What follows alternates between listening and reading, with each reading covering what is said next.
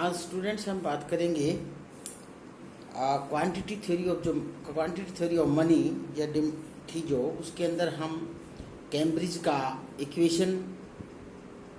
Equation की बात करेंगे, क्योंकि इससे पहले जो क्वांटिटी थ्योरी ऑफ मनी था उसके अंदर हमने ये देखा था कि मुद्रा की जो मांग है वो सिर्फ एक कार्य के लिए की जाती है और मुद्रा की मांग का अर्थव्यवस्था के वास्तविक तत्वों पर कोई प्रभाव नहीं पड़ता। मुद्रा की मांग केवल वस्तुओं के विनिमय के लिए की जाती है और विनिमय में मुद्रा की मात्रा और प्राइस लेवल का सीधा संबंध है। मुद्रा की मात्रा बढ़ती है तो प्राइस लेवल बढ़ता है, मुद्रा की मात्रा घटती है तो प्राइस लेवल घटता है। लेकिन यहाँ मुद्रा का सिर्फ एक ही कार्य, सिर्फ एक ही पर्पज़ के लिए मुद्रा की मांग की जाती है। मुद्रा की मांग केवल लेन देन के उद्देश्य से की जाती है। लेकिन यहाँ जो कैम्ब्रिज इक्वेशन है, जिसकी मार्शल पिगू और रॉबर्टसन आदि ने इस समीकरण को आगे भी बढ़ाया, इसके ऊपर काफ़ी कार्य किया, तो इस समीकरण में हम ये कह सकते हैं कि मुद्रा की मात्रा है, मुद्रा की मांग है, वो दो कारणों से की जाती है। कि मुद्रा है, पहला कार्य तो करती ही है जिसको हम प्राइमरी वर्क कहते हैं, उस कार्य का नाम है मीडियम ऑफ एक्सचेंज। कि मीडियम ऑफ एक्सचेंज जो उसका प्राइमरी कार्य है, और मुद्रा है जो का दूसरा कार्य है वो स्टोर ऑफ वैल्यू है। स्टोर ऑफ वैल्यू का मतलब हम मनी अपने पास रखते हैं और मनी एक संतुष्टि है। हम कैश बैलेंसेज अपने पास रखते हैं, कैश बैलेंसेज की वैल्यू है वो मुद्रा की मात्रा पर निर्भर करती है। मुद्रा की मात्रा ज़्यादा होगी तो कैश बैलेंसेज की वैल्यू कम होगी, और मुद्रा की मात्रा कम होगी तो कैश बैलेंसेज की वैल्यू ज़्यादा होगी। इसका मतलब क्या है कि जब प्राइस लेवल बढ़ता है तो कैश बैलेंसेज की वैल्यू घट जाती है, लोग ज़्यादा मुद्रा की मांग करते हैं अपने पास, इसका मतलब कैश बैलेंसेज की मांग बढ़ जाती है। और इसी प्रकार जब प्राइस लेवल गिरता है तो लोग की कैश बैलेंसेज की वैल्यू घट जाती है, और मुद्रा की जो प्राइस है वो गिरती है। इनकी मुद्रा की प्राइस लेवल गिरता है तो मुद्रा की जो प्राइस है वो बढ़ जाती है, और लोगों के कैश बैलेंसेज की वैल्यू बढ़ जाती है, और लोग है कैश बैलेंसेज की वैल्यू बढ़ने पर मुद्रा की मांग कम करते हैं। तो इस प्रकार जो कैश बैलेंसेज जो ये इक्वेशन है, इसके अंदर हम ये कहते हैं मुद्रा की पूर्ति और मुद्रा की जो मांग है वो दो महत्वपूर्ण तत्व है। मुद्रा की मांग किसे कहते हैं और मुद्रा की पूर्ति किसे कहते हैं। मुद्रा की जो पूर्ति है उसके अंदर नोट, सिक्के और कॉइन्स को शामिल किया जाता है। नोट, सिक्के और मांग जमाएं, डिमांड डिपॉजिट्स को शामिल किया गया। और मुद्रा की जो वो है डिमांड है, वो मुद्रा की डिमांड है लोग कैश बैलेंसेज के लिए करते हैं।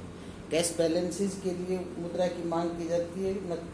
कैश बैलेंसेज का मतलब है लोग नकदी को अपने पास रखना चाहते हैं, उनकी इच्छा है।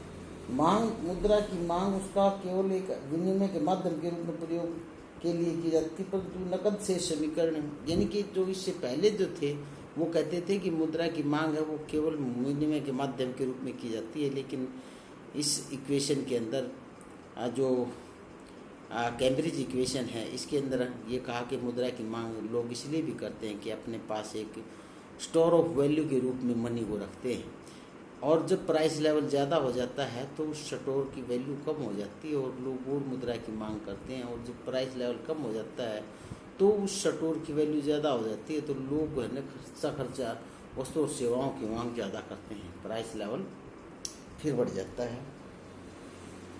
तो मुद्रा की मांग है वो नकद कोषों का जोड़ है। तो इस प्रकार जो केस मुद्रा की इसका जो समीकरण है कि मुद्रा की मांग और उसमें क्या संबंध है, मुद्रा की मांग का और वस्तुओं और सेवाओं का की उत्पादन यानी कि मुद्रा की मांग और प्राइस लेवल का क्या संबंध है। इसके लिए उन्होंने बताया कि जैसे मार्शल ने इक्वेशन बनाई M = KY। KY का मतलब है, M का मतलब है कि मुद्रा की मात्रा है, कि आएगा वह भाग जिसे लोग नकदी के रूप में रखना चाहते हैं। इनकी मुद्रा की मांग और पूर्ति की बात है, तो मुद्रा की मांग है वो बराबर है, वो किसके बराबर होगी, M = KY। के का मतलब है आय का वह भाग जिसे नकदी के रूप में रखना चाहते हैं। यानी कि राष्ट्रीय आय कितने की हुई है तो उसका नकदी के रूप में जो रखना चाहते हैं, मान लीजिए 20,000 क्विंटल का चावल हुए हैं, तो उसका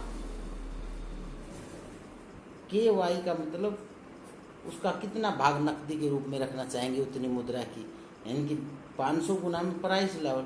मान लीजिए 1/4 है तो 20,000 क्विंटल चावल, 2,000 क्विंटल चावल पैदा हुआ है, तो 1/4 है रेशो, तो क्या होगा, 500 क्विंटल चावल को नकदी के रूप में रखना चाहेंगे, यानी कि 500 क्विंटल चावल के बराबर वो अपना कैश बैलेंसेज की वैल्यू रखना चाहेंगे।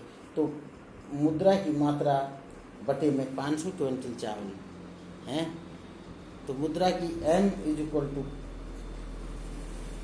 500 क्विंटल चावल इंटू प्राइस लेवल जो है, प्राइस लेवल, तो उसको हम कह सकते हैं M = POK।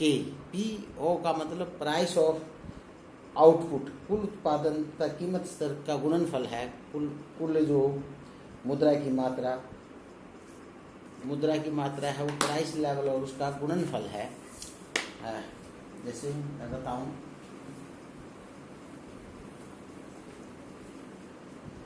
उसने इक्वेशन दी M = KY। KY का मतलब, K का मतलब राष्ट्रीय आय का वो हिस्सा जिसे हम नकदी के रूप में रखना चाहते हैं, KY, और ये है राष्ट्रीय आय KY राष्ट्रीय आय है। तो इसको हम ये भी कह सकते हैं P × KY है वो P × आउटपुट × K का मतलब ये है, जो Y है ये P प्राइस लेवल × आउटपुट है, तो PO गुना में K, मैंने यही लिख दिया M = POK। तो P = इसमें हमें प्राइस लेवल का पता लगाना है, तो P = M/OK, यानी कि M को इधर रख दिया बटे OK, M/OK। यानी कि इस प्रकार हम ये कह सकते हैं, मान लीजिए M 100 करोड़ रुपए है और वो आउटपुट 500 इकाइयाँ हैं और K 1/4 है, तो लोग 5वां हिस्सा नकदी के रूप में रखना चाहेंगे। तो P = M का मतलब कितना बताया था हमें, 100 करोड़ रुपया है और आउटपुट 500 इकाइयाँ हैं, 500, और K है वो 1/5 है, 1/5 है, तो 1/5, तो ये बच गया 100/100, 100/100, 1 रुपया प्रति इकाई, तो वैल्यू होगी 1 रुपया। इसका 100/100 का मतलब 1 रुपये प्रति इकाई प्राइस हो गया है। ये P = 1 रुपये प्रति इकाई प्राइस हो गया। यदि लोग नकद शेष K को 1/5 से घटाकर 1/10 कर दें,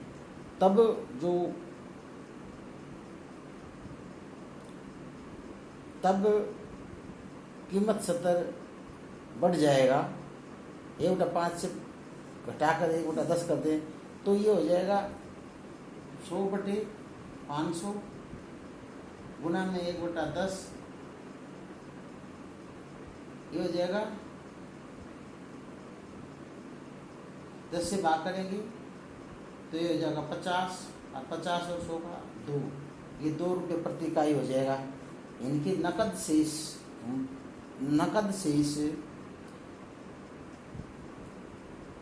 शेष का जो सिद्धांत है वो ये कहता है कि P = जब लोग कैश बैलेंसेस की मांग ज़्यादा कर मतलब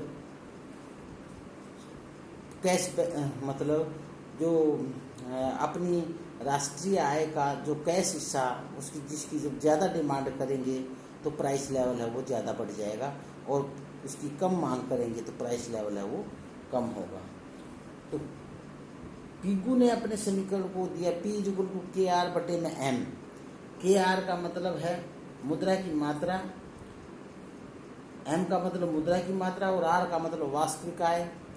और KR/पिगू ने क्या कहा, P=KR/M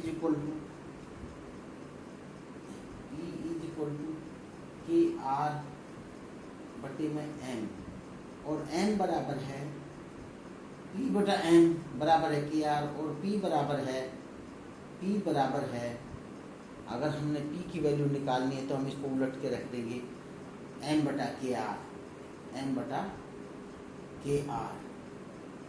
प्राइस लेवल है वो M/KR के बराबर होगी, इनकी मुद्रा की मात्रा बटे में वस्तुओं और सेवाओं की जो वस्तु है। P=KR/M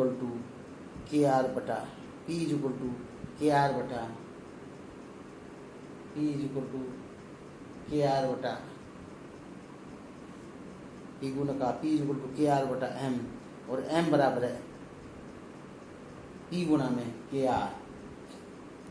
तो इस प्रकार जो पिगू का एग्जाम्पल है, पिगू ने अपनी जो इक्वेशन दी वो दी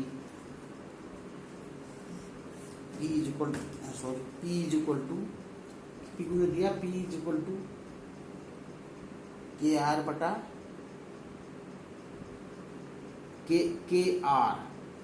R का मतलब रियल इनकम, M K का मतलब इसका जो हिस्सा अपने पास रखना चाहते हैं बटे M, और P का मतलब है वैल्यू ऑफ मनी। और P अगर हम इसका P=वैल्यू ऑफ मनी है वो इसके बराबर होगी, और इसका P बनाना हो, प्राइस लेवल बनाना हो तो इसको हम 1/P कर देंगे। 1/P के लिए यानी कि हम इसको उलट देंगे इसको तो P=M/KR,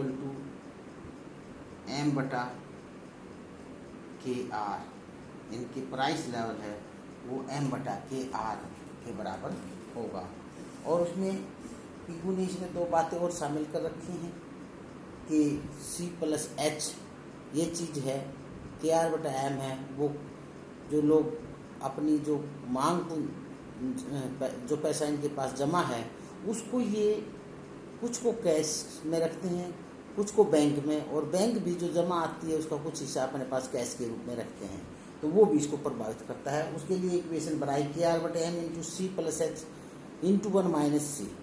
तो 1 - C का मतलब क्या है, जो पैसा बैंक के अंदर जमा किया, C का मतलब जो नकदी के रूप में रखना चाहते हैं। तो इस प्रकार ये मुद्रा की वैल्यू का प्रभाव पड़ता है इसके ऊपर। तो मुद्रा की जो डिमांड है वो कैश बैलेंसेस के ऊपर डिपेंड करती है, और मुद्रा की जो पूर्ति है वो एक समय में निश्चित है। निश्चित का मतलब वो मॉनेटरी अथॉरिटी के ऊपर डिपेंड करती है। इसलिए जो वैल्यू ऑफ मनी है वो मुद्रा की मात्रा पर ज़्यादा निर्भर करती है। इनकी वैल्यू, मुद्रा की मात्रा बढ़ेगी तो वैल्यू ऑफ मनी, मुद्रा की मात्रा कम होगी तो वैल्यू ऑफ मनी ज़्यादा होगी, और मुद्रा की मात्रा बढ़ेगी तो वैल्यू ऑफ मनी कम होगी। जैसे हमने डायग्राम में बनाया कि ए मुद्रा की मात्रा है तो यहाँ वैल्यू ऑफ मनी ये है 1/T, और मुद्रा की मात्रा ये हो गई तो वैल्यू ऑफ मनी और गिर गई, और मुद्रा की मात्रा ये हो गई तो वैल्यू ऑफ मनी, यानी कि ये हो गई मुद्रा की मात्रा रिजर्व बैंक के द्वारा, और तो अगली मुद्रा की डिमांड है तो वैल्यू ऑफ मनी ऐसी के चली जाएगी। यहाँ value of money A P1, P2 और P3, और यहाँ लिखेंगे हम M मनी, और यहाँ लिखेंगे वैल्यू ऑफ मनी। तो यहाँ पिगू ने प्राइस लेवल की बजाय वैल्यू ऑफ मनी को मापा है, और इसकी आलोचनाएं भी हैं। अवास्तविक मान्यता है, पूर्ण प्रतियोगिता की बात करता है, मुद्रा का मांग है वो केवल दो उद्देश्यों के लिए की जाती है, ब्याज दर के प्रभाव की अवहेलना करता है, और इस प्रकार और भी कई सारी बातें हैं जिनको आप देख सकते हैं। Thank you.